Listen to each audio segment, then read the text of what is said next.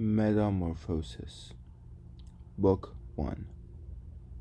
Of bodies changed to other forms I tell, you gods, who have yourselves wrought every change, inspire my enterprise and lead my lay, in one continuous song from nature's first, remote beginnings to our modern times. The Creation.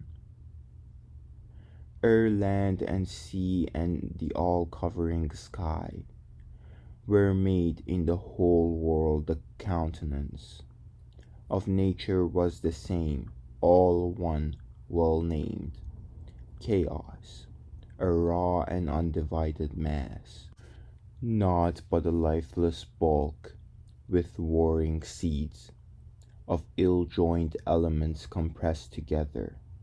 No sun as yet poured light upon the world, no waxing moon her crescent filled anew, nor in the ambient air yet hung the earth, self-balanced, equipoised, nor ocean's arms embraced the long far margin of the land.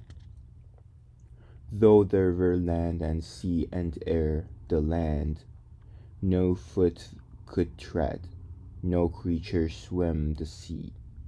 The air was lightless, nothing kept its form.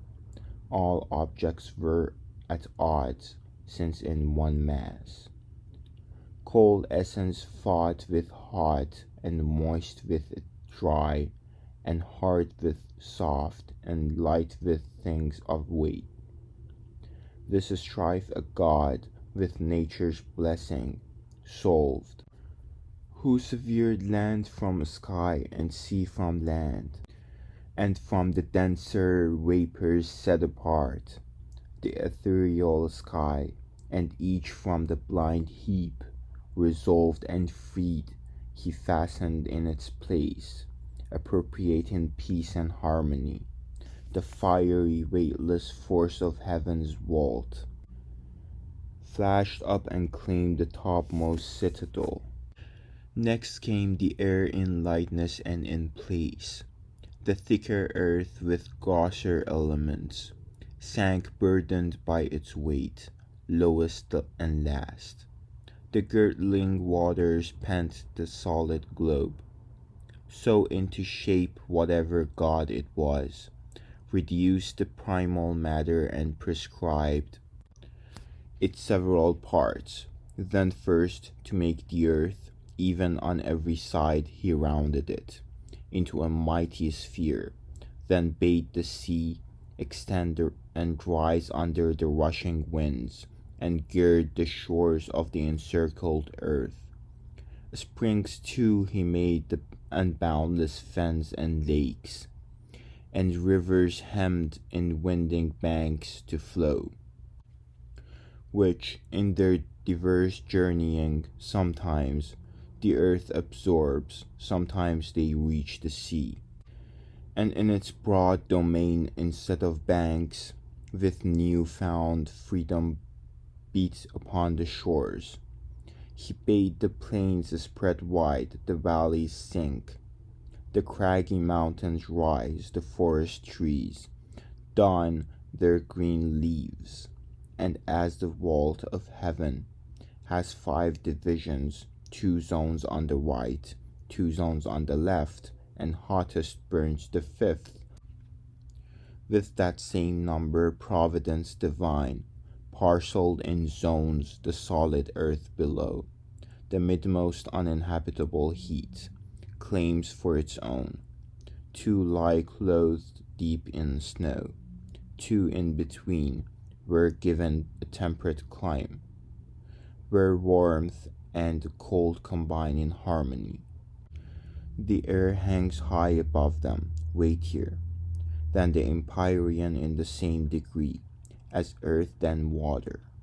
There he bade the mists, and there the clouds to have their dwelling place, and thunder that should shake the hearts of men, and lightning flashing through the freezing gales. The world's creator did not grant the winds full freedom of the sky, who even so, though each in separate regions rules his blasts, can well nigh tear the world apart, so fierce is brothers' strife. The east wind far withdrew towards the morning and rose-red walls of royal Petra and the Persian hills, clear in the long bright sunshine of the dawn. The evening and the shores that glow beside the setting sun are the west wind's abode. To Scythia and the wastes beneath the wane, the blustering north wind marched. Far opposite, wrapped in continual clouds, the flooded fields lie sodden as the south wind brings the rain. High over these he set the empyrean, weightless, serene, with naught of earthly dross. Scarce had he thus all things in finite bounds, divided when the stars in darkness blind, long buried over all the spangled sky, began to gleam, and that no part or place should lack fit forms of life, the firmament he made the home of God and goddesses, and the bright constellations. In the sea he set the shining fish to swim, the land received the beasts, the gusty air the birds. A holier creature of a loftier mind, fit master of the rest, was lacking still.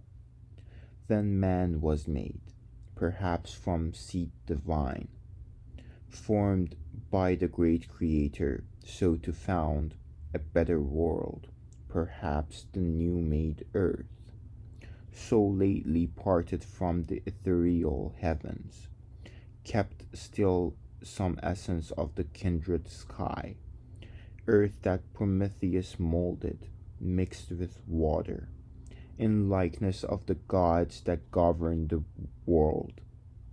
And while the other creatures on all fours look downwards, man was made to hold his head erect in majesty and see the sky, and raise his eyes to the bright stars above.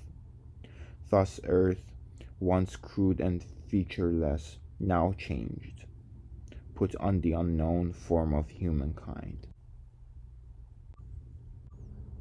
This was the first verse from book 1, and my plan is to release a verse in chronological order from Ovid's Metamorphoses, so that you guys can enjoy and get familiarized with Ovid's majesty and brilliance, as it were.